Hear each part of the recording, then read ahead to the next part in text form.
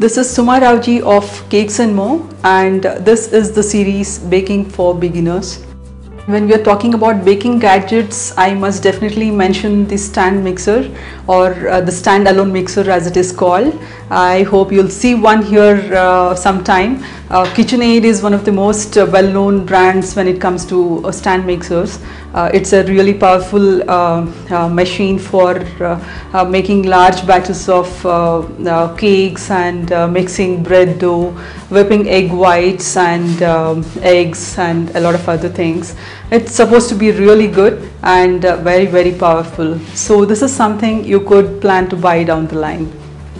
And this is your Danish dough whisk. This is something used for mixing really wet yeast doughs, where you will not be kneading the dough, you'll just be mixing it, and it may not be easy for you to mix it with a spatula or any other tool, but this particular thing makes it a breeze. Then we also get something called as a balloon whisk. Imagine a giant version of this. It's quite big, and it is especially helpful for making foam cakes like chiffon cakes and angel food cakes.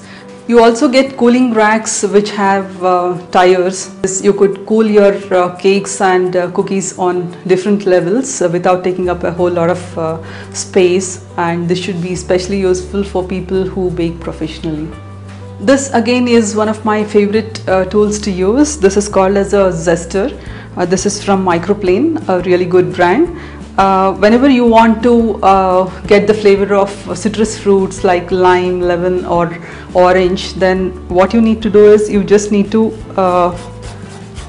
scrape the outer part of the fruit, and then you'll be able to get the zest, and this gives a really good citrus aroma in your cakes and cookies. And then this is not something you could ever get from artificial essences or any kind of extract. So this is a really good thing to have. And in case you do not have a citrus zester, what you could do is you just carefully peel the outer part of the skin, the yellow part or the orange part. Avoid this white part called as the pith, because that will be really bitter. So you just scrape this out using a really sharp peeler or a knife, and then grind it in the smallest jar of your blender along with the part of the sugar in the recipe, and then you will have the same effect. And this is a cake carrier. As the name suggests, this helps you to transport cakes from one place to another, or just store it in your refrigerator once you have frosted the cake. And be sure you buy something with tight clasps to hold this the two of these together. Otherwise you would not be able to carry this. It would become a problem and you may end up dropping your cake. So buy one with tight clasps.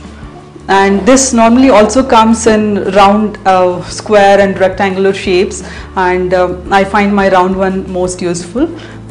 And then you could get this thing called as a silicone mat. The most popular brand is silpat, and this is a silicone mat which is flexible and non-stick as well. So you could roll your cookie dough on top of the silicone mat and then put it in the oven directly. So it's supposed to be very useful and very easy to use. This is called as a dough scraper or a bench scraper.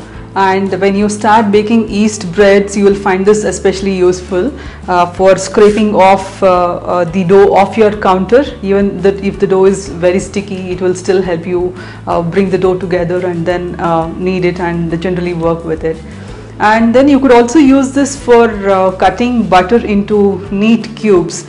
And this little thing is also very useful for lifting really thin cookies off the counter. You could just slide this under the thin cookie and then transport it from the counter to your baking sheet. This is called as a pastry blender or a pastry cutter. What you do is basically put some really cold butter on top of flour, and then you try to cut the butter into it so that large chunks of butter are distributed with the flour, and the butter is coated with the flour, and then you could make them into smaller bits and pieces as specified in the recipe without really having to touch the butter, which makes the butter go soft, which is not what you want. So this is popularly used by a lot of bakers and chefs, though I like to use my bench scraper better. I think this works better for me for when it comes to making pie crusts and other things. This is called as a cake lifter. This is again used for lifting cakes because it will give a lot of support to the cake, and you would be able to lift it and then put it probably on your turntable or on your serving platter very easily without breaking it. I like to use this for making puff pastry and for pie dough because it helps me lift the pastry easily without tearing it. So I find this a very useful tool to have, something you could buy later again. This is an instant read thermometer, and I use this mainly for measuring the temperature of my breads because when the temperature of the the internal temperature of the bread reads about 190 degrees to 200 degrees or as specified in the recipe, it indicates that your bread is baked. So no matter what color your bread is, you could even make it green or red or purple or whatever color you please, and then you would still be able to make out if the bread is cooked or not, because the rest of the indications would be quite subjective, and this is a very objective way of measuring the internal temperature of breads. And again, what I have is a very basic and simple one. You could also go in for more sophisticated ones.